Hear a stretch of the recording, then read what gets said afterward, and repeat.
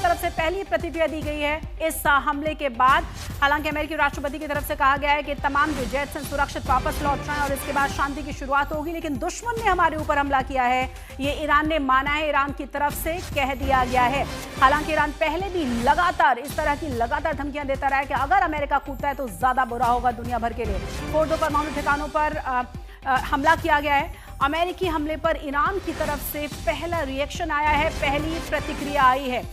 परमाणु ठिकानों को नुकसान हुआ है, ये ईरान ने माना है, क्योंकि अमेरिका की तरफ से तो कहा गया है कि पूरी तरह से नेस्तनाबूद कर दिया गया है इन तीनों ही परमाणु ठिकानों को। ज्यादा जानकारी के साथ हमारे साथ हमारी संवाददाता शिवानी भी जुड़ गई तेल अवीव से। शिवानी, क्या जानकारी मिल रही है और जिस चीज का डर था कि क्या इस पूरे के पूरे युद्ध में अमेरिका कूदेगा, वो हो चुका है?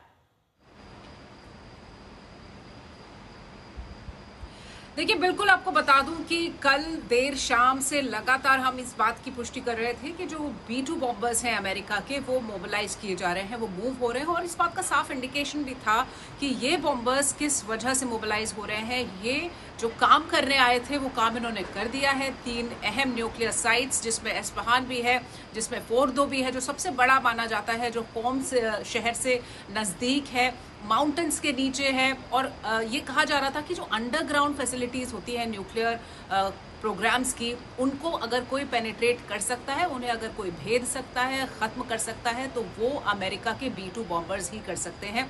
क्योंकि उनके पास जो कैपेबिलिटीज़ हैं, चाहे वो स्टेल्थ कैपेबिलिटीज़ हो कि रेडार्स के सिग्नल्स में आए बिना वो घुस जाएंगे, वो वहाँ पर बॉम्ब गिराएंगे, तो ऐसा अब बताया जा रहा है। खुद राष्ट्रपति डोनाल्ड ट्रंप ने अपने ट्रुथ सोशल से ये जानकारी दी कि पूरी तरह से नेस्तनाबूद हो गया है, खास तौर पे फोर्डो, जैसे सबसे बड़ी न्यूक्लियर फैसिलिटी माना जा रहा था ईरान की, जहाँ पे रिच यूरेनियम कंटेंट था, वहाँ पर ये बॉम्ब दागा गया है। और B-2 बॉम्बर्स के बारे में जिस तरह से हम लगातार बात कर रहे थे, सबसे ज़्यादा केपेबल, सबसे ज़्यादा क्षमता वाला ये बॉम्बर है, जो कि ज़मीन की सतह से 200 फीट नीचे तक जाकर पूरी फैसिलिटी को तबाह कर सकता है, चाहे वो माउंटेन्स में हो, टनल्स में छुपा हुआ हो।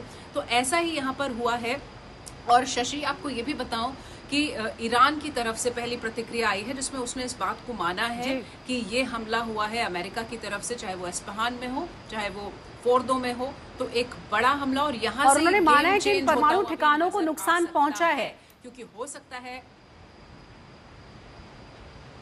बिल्कुल शशि, परमाणु ठिकानों को नुकसान पहुंचा है, इस बात की जो पुष्टि है वो ईरान की तरफ से हो गई है। लेकिन ईरान कहीं से भी दबने या फिर रुकने के जो मूड में नहीं दिख रहा है, क्योंकि लगातार उसकी तरफ से कल देर शाम से भी ये स्टेटमेंट्स आ रहे थे। उसके प्रेसिडेंट का स्टेटमेंट आया था कि हमारी जो न्यूक्लियर शक्ति है उसे उभरने से कोई नहीं रोक सकता है, चाहे वो अमेरिका ही क्यों ना हो। लेकिन अब जब अमेरिका ने ये बड़ा हमला किया है, तो ये जो ईरान और इजराइल का युद्ध है, जो आज 10वें दिन में पहुंच गया है, निर्णायक हो सकता है। आगे आने वाले कुछ घंटे और ज़्यादा अहम हो सकते हैं। मैं इस वक्त इजराइल में हूँ शशि, देखना होगा कि क्या ईरान की तरफ से कुछ हमले यहाँ पर और होते हैं, क्योंकि लगातार हर दिन यहाँ पर हमले हुए हैं अलग अलग जगहों में। हम दिखा रहे हैं किस तरह का इंफ्रास्ट्रक्चर लॉस है यहाँ पर जी।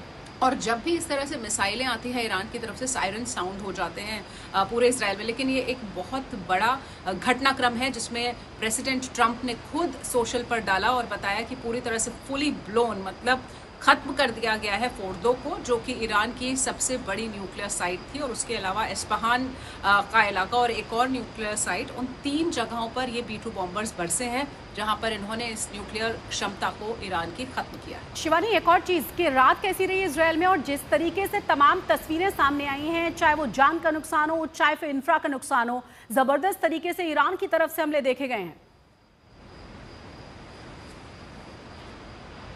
देखिए, पिछले 10 दिनों की अगर मैं बात करूं, तो हर दिन जो अहम साइट्स हैं, जहां पर रेजिडेंशियल इलाके हैं, चाहे वो हाइफा की बात हो, चाहे वो बेरशेवा की बात हो, जहां पे एक बड़े अस्पताल को निशाना बनाया गया था 19 तारीख को, या फिर तेल अवीव में कई अहम इकोनॉमिक इमारतें हों, या फिर कुछ और रेजिडेंशियल एरियाज हों, बतियाम का इलाका हो, हर जगह ईरान के मिसाइलों ने भेदा।